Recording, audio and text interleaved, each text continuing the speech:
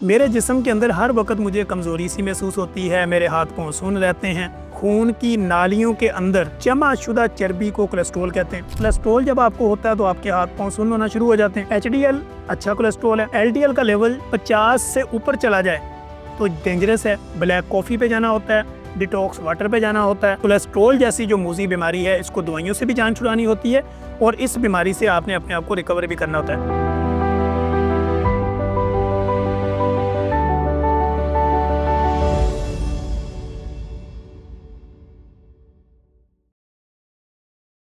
बिस्मिल्लाहिर्रहमानिर्रहीम। Myself is doctor Tanveer Arshad Chaudhry. I am a consultant medical specialist. हमारे पास लोग हमारे क्लिनिकल ट्रायल में आते हैं, डॉक्टर साहब मेरे हाथ पाँव बड़े सुन्न होते हैं, जहाँ हाथ रखती हूँ वहीं पे रह जाता है, जहाँ पे एक साइड पे बैठता हूँ या बैठती हूँ मेरे से उठा ही नहीं जाता। मेरे जिस्म के अंदर हर वक्त मुझे कमज़ोरी सी महसूस होती है, मेरे हाथ पाँव सुन्न रहते हैं, इनमें बर्निंग होती है, जलन होती है, या मेरी लेफ़्ट साइड के ऊपर मेरे बाजू में दर्द जाता है, या मेरा लेफ़्ट साइड का बाजू प्रॉपर काम ही नहीं करता, या मेरी छाती के ऊपर जो है वो बोझ रहता है, दर्द रहता है, या मुझे ऐसा लगता है डॉक्टर साहब मेरा कोलेस्ट्रॉल बढ़ गया। लोग हमारे क्लिनिकल ट्रायल में इस कंप्लेन के साथ आते हैं कि मैंने कोलेस्ट्रॉल का टेस्ट करवाना है, तो वो हमें ये कहते हैं कि डॉक्टर साहब कोलेस्ट्रॉल क्या है।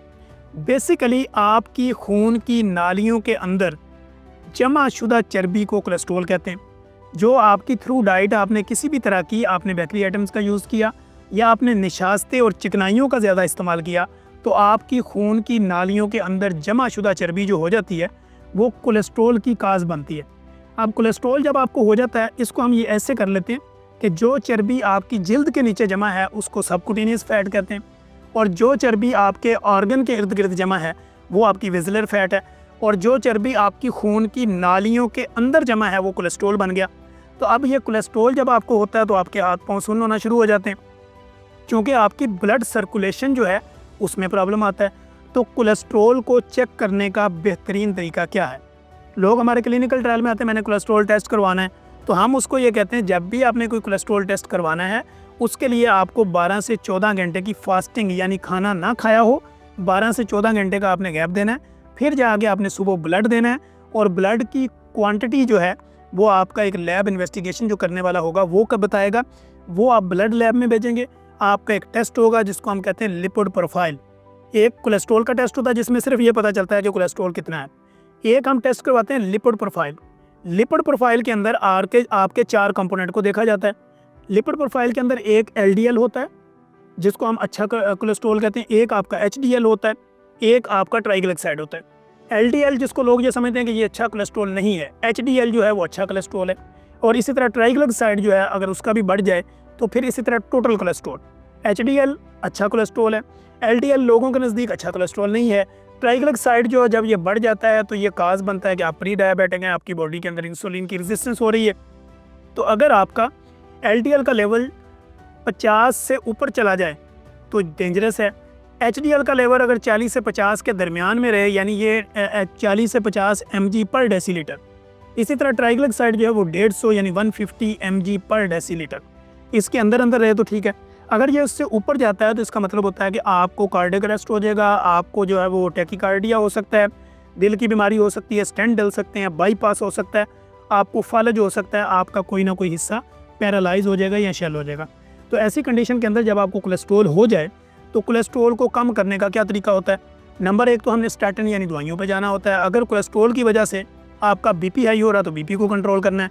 कोलेस्ट्रॉल की वजह से वीकनेस हो रही है तो उसको ठीक करना है। ब्लड सर्कुलेशन में इशू आ रहे हैं तो ब्लड को कंट्रोल करना है। अगर वहाँ पे आपके कोई क्लॉट बन रहे हैं तो उस क्लॉट को तोड़ना है। अगर इसके साथ आपको कोई और वीकनेस आ रही है तो उस वीकनेस को भी ठीक करना होता है।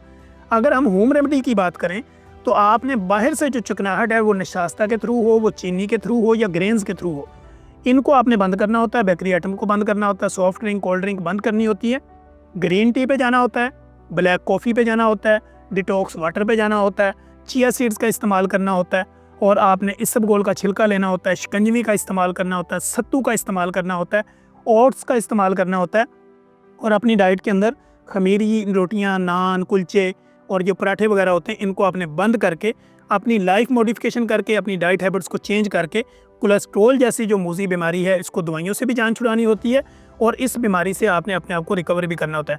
कोलेस्ट्रॉल को अगर आप कंट्रोल नहीं करते तो आपको हार्ट अटैक का खतरा होता है, आपको ब्रेन हेमरेज का खतरा होता है। फालिज का खतरा होता है, हाथ पाँव सुन्न होने का खतरा होता है। तो लिहाजा कोलेस्ट्रोल को कंट्रोल करने के लिए, रिवर्स करने के लिए, रिकवर करने के लिए अगर आपको किसी भी तरह की कोई हमारी मदद की ज़रूरत हो, आप कमेंट बॉक्स में आएँ, हमारे साथ कमेंट करें, कम्युनिकेशन करें और हमारे से अगर कुछ मशवरा लेना चाह रहे हैं तो हम आपके लिए अवेलेबल होंगे। अगर आपको इससे रेलिवेंट या इस प्रोग्राम से रेलिवेंट किसी भी तरह का कोई मशवरा को चाहिए तो आप कमेंट बॉक्स में आएँ। अगर आपको ये प्रोग्राम अच्छा लगता है तो अपने सराउंडिंग में, अपने सोशल मीडिया सर्कल में शेयर करें ताकि ज़्यादा से ज़्यादा लोगों की ज़िंदगी में आसानी पैदा की जा सके। Thank you so much.